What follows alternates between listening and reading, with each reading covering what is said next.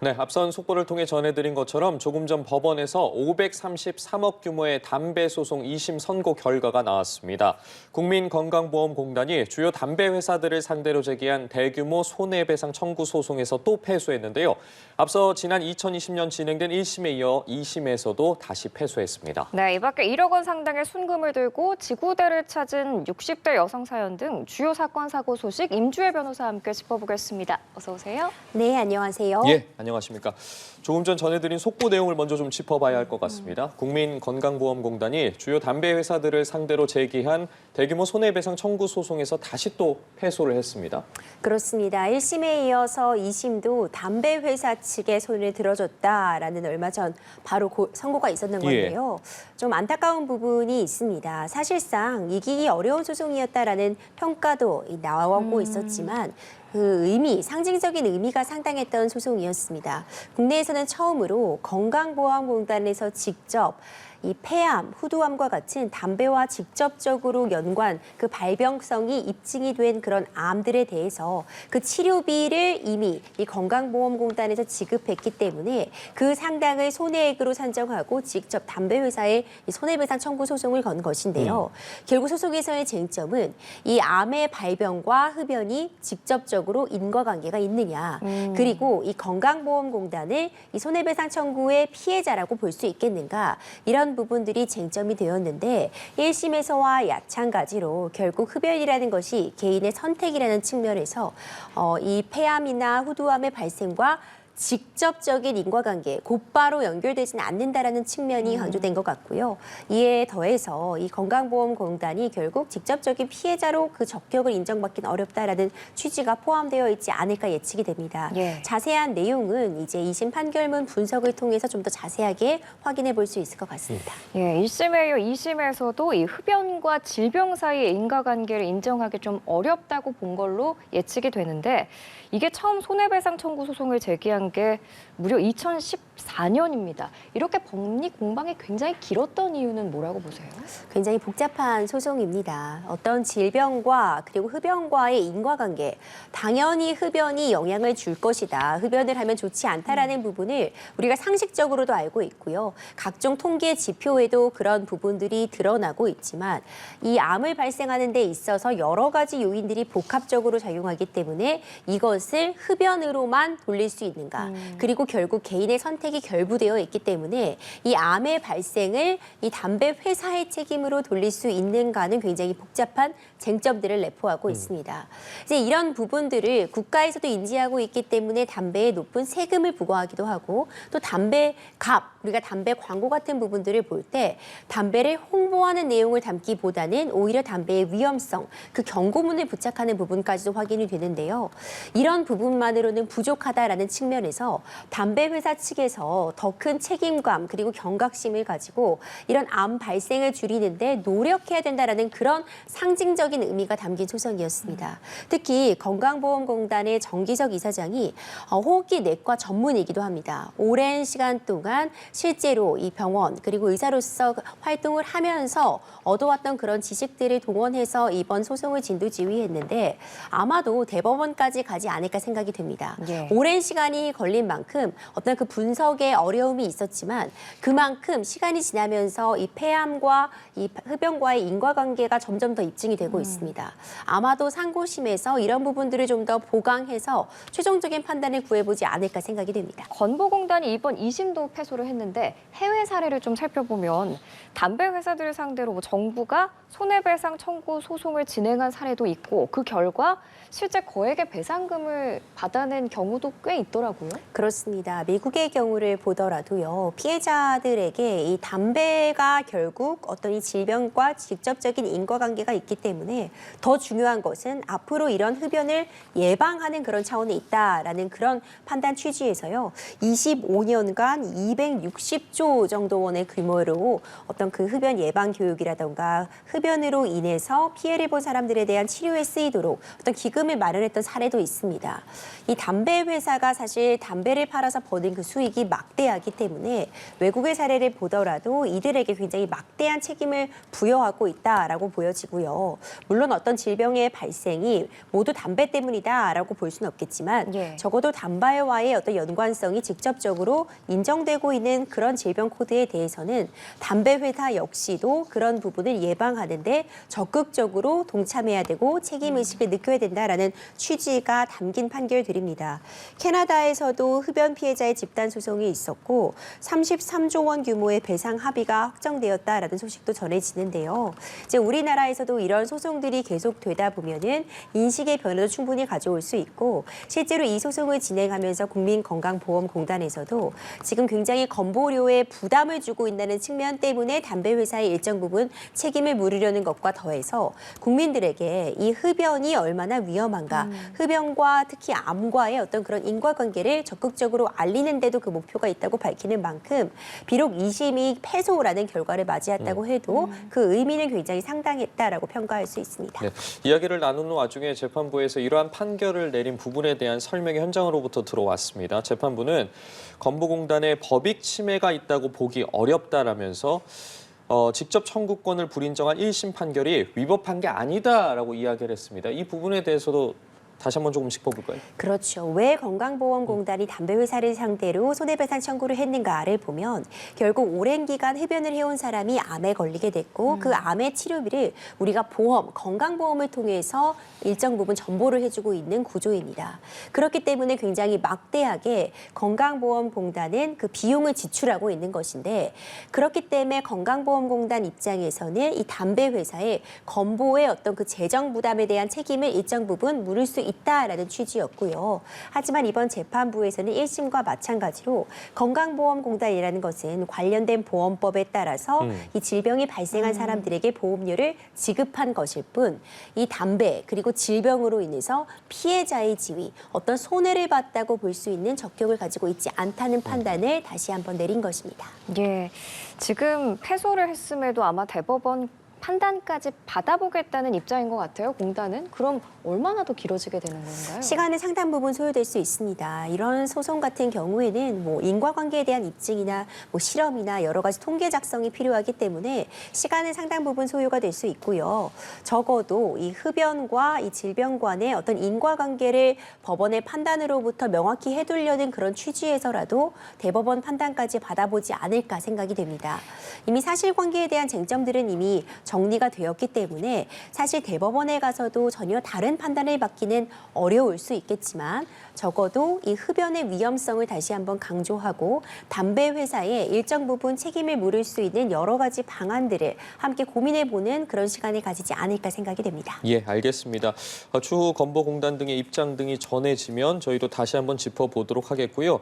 다음 소식으로 이어가 보도록 하겠습니다. 충북 제천에서 발생한 아찔한 사건입니다. 60대 여성이 어느 날 지구대에 찾아와서 도움을 요청했는데 이때 1억 원 상당의 순금을 들고 있었습니다. 1억 원 상당이면 사실 정말 엄청난 규모지 않겠습니까? 어떻게 된 일입니까? 이것도 보이스피싱의 일종인데 요즘 금값이 천정부지로 치솟고 있습니다. 이제 이런 부분을 좀 악용해서 또 신종 사기 수법인 것 같은데요. 지금 당신 계좌가 노출되었다. 지금 당장 현찰을 금으로 1억 원 정도를 바꿔서 우리에게 확인을 시켜주면은 당신이 지금 문제되고 있는 부분들을 해결해주겠다라는 그런 전화를 받게 된 겁니다. 언뜻 생각하면 이게 무슨 말인가 말도 안 된다 생각이 될 수 있겠지만 워낙 혼란스러운 상황이고요. 요즘 개인정보 유출 사고도 거듭 발생하고 있어서 내 계좌가 노출되었나? 내가 지금 뭔가 문제가 생겼나? 라고 한다면 정신없이 가다가 이런 보이스피싱 사기꾼들의 이 수법에 깜빡 속을 수도 있습니다. 이번 사안도 그런데요. 골드바로 이 1억 원어치를 만들어서 이 보이스피싱 중간 수거책에게 만나러 가는 길에 이상함을 느끼고 다행스럽게도 지구대에 방문을 한 겁니다. 이런 부분들 때문에 넘기지 않고 수거책을 중간에 검거할 수 있었던 예. 사례였습니다. 그럼 이 여성이 왜 골드바를 들고 경찰서를 찾아갔나 봤더니 이 보이스피싱 사기꾼이 당신의 신상 정보가 노출될 수 있으니 재산 중에 1억 원을 금으로 바꾸고 자신들에게 검수를 받으면 해결된다라고 얘기를 한 거예요. 말 중에 하나도 이해가 가는 부분이 없는데 이런 사기 수법을 쓰는 사례가 꽤 있나 봐요. 그렇죠. 요즘 굉장히 이런 유형이 기승을 부립니다. 예. 금값이 올랐고요. 개인정보 유출 사고가 연달아 터지면서 당신 계좌 노출되었다. 충분히 있을 수 있는 일이죠. 쿠팡 사용하시냐? 당신 계좌가 노출된 것 같은데 지금 문제가 있으니까 당장 통장에 있는 돈을 모두 빼서 금으로 바꿔야 된다라는 전화가 오기도 한다고 합니다. 이거 너무 사기 아니야? 라고 생각할 수 그러니까요. 있겠지만 정신없는 와중에 내 계좌가 노출되었다고 실제로 전화를 해보면 노출되었다는 그 응답까지도 사기꾼들을 만들어 놓기 때문에요. 깜빡 속을 수 있습니다. 그렇기 때문에 이런 유사한 수법들이 성행을 부리고 있고 특히 금으로 바꾸느라고 하는 부분도 이유가 있는 측면이 있는데 금이 요즘 굉장히 비싸기 때문에요. 그렇죠. 사실상 작은 부피가 어마어마한 가치를 가지고 있습니다.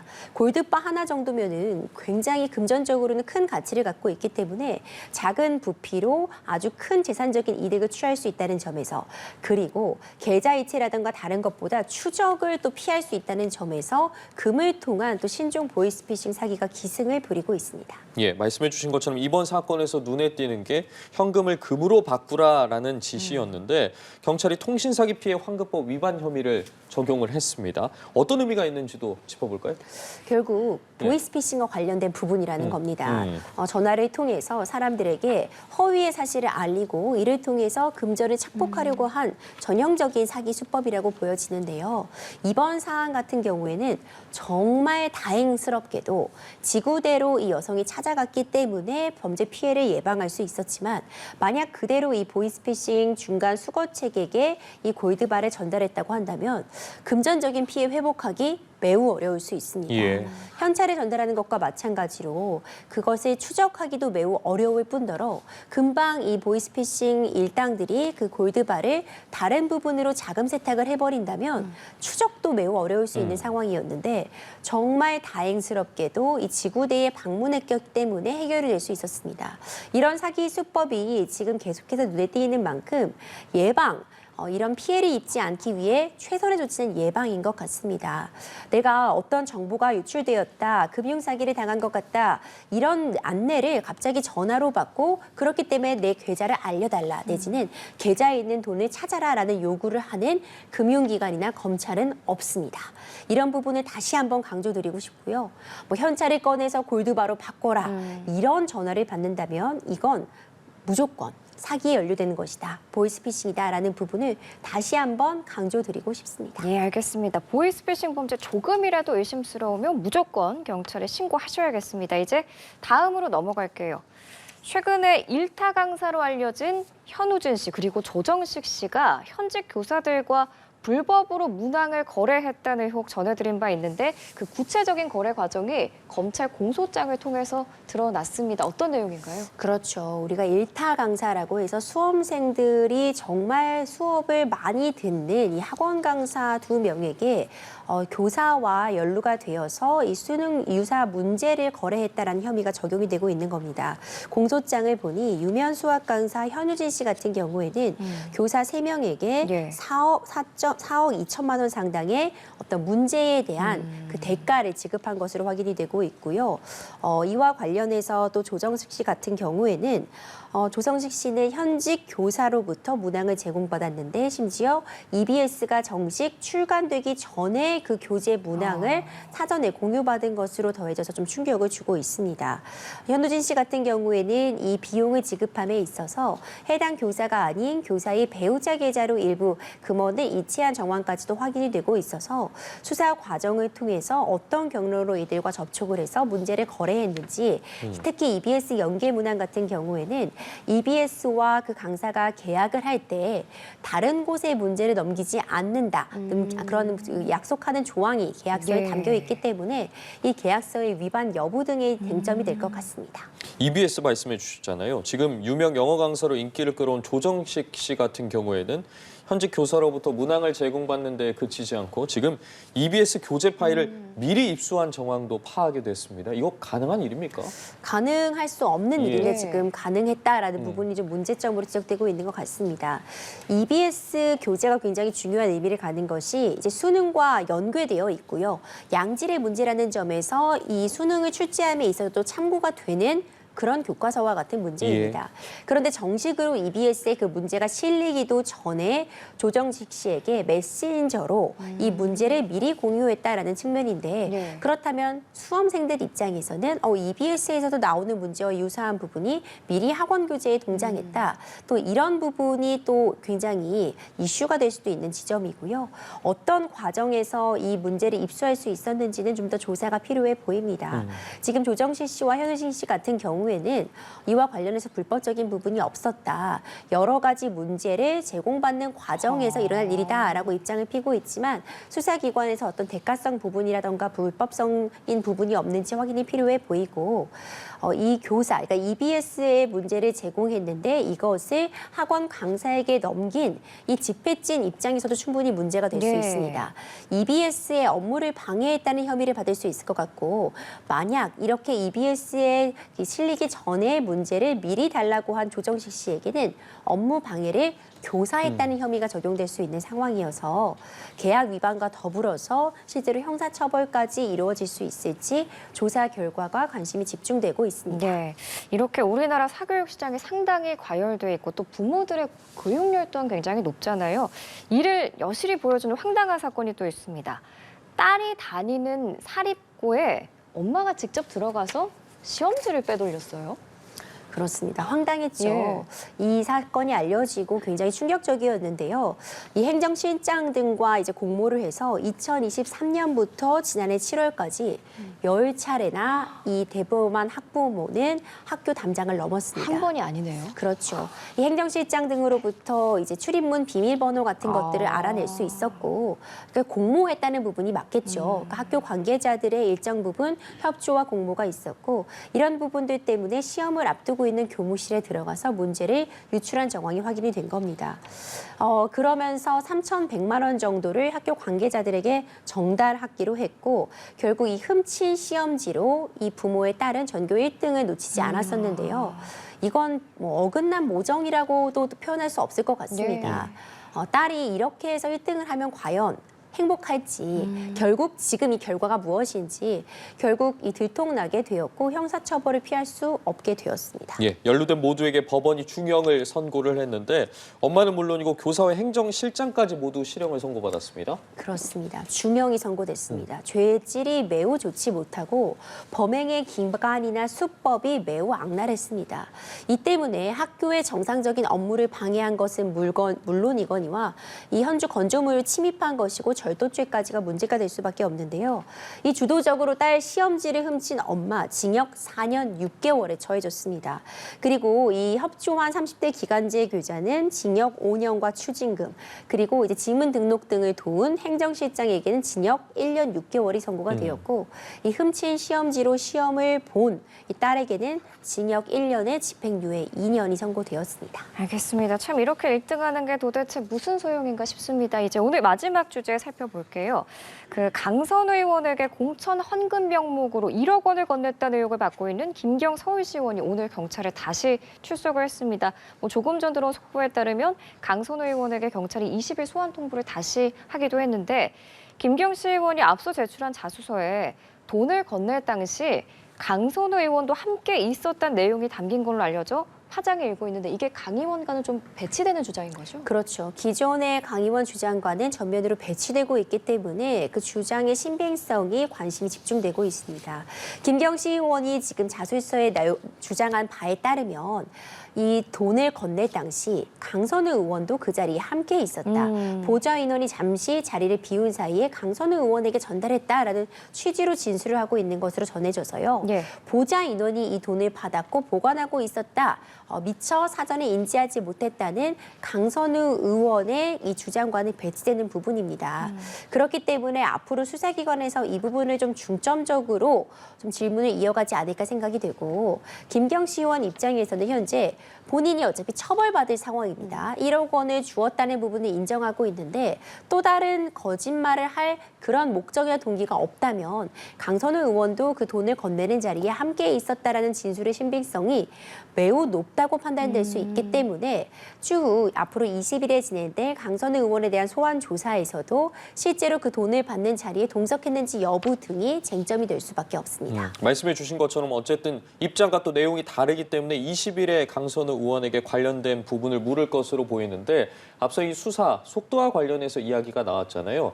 지금 이제 20일이면 다음 주 화요일입니다. 경찰의 수사 상황과 이 속도에 대해서는 저희가 어떻게 좀 파악해야겠습니까? 많은 분들이 느끼시는 것처럼 너무 느린 것 아니냐라는 비판은 피할 수 없어 보입니다. 심지어 김경식 의원 같은 경우에도 이제 온 나라가 이와 관련된 기사로 뒤덮여 있음에도 불구하고 미국으로 출국을 할 수 예. 있었습니다. 출국을 해서 본인의 일정을 소화하고 귀국해서 이제 오늘 2차 소환 조사를 받는 건데요. 물론 빠른 소환이 무조건 정답은 아닙니다. 예. 압수수색을 하고 압수물 분석을 통해서 증거를 확보하고 그 다음에 소환을 통해서 정확하게 핵심적인 질문을 던지는 것이 수사 기법상 합리적인 방법이다라는 평가도 가능하지만 지금 김경식 의원 같은 경우에도 여러 차례 미국에서 SNS에 탈퇴와 가입을 반복한 정황이라던가 이미 압수수색을 통해 확보한 이 노트북, 태블릿 등이 포맷되어 있다는 점, 증거인멸의 우려도 높다는 점에서 이 속도가 너무 느린 것 아닌가, 좀 더 속도를 올려야 되는 것 아니냐라는 비판은 충분히 가능해 보이고 예. 앞으로가 중요할 것 같습니다. 예, 예, 알겠습니다. 말씀 여기까지 듣겠습니다. 임주혜 변호사와 함께했습니다. 고맙습니다. 고맙습니다.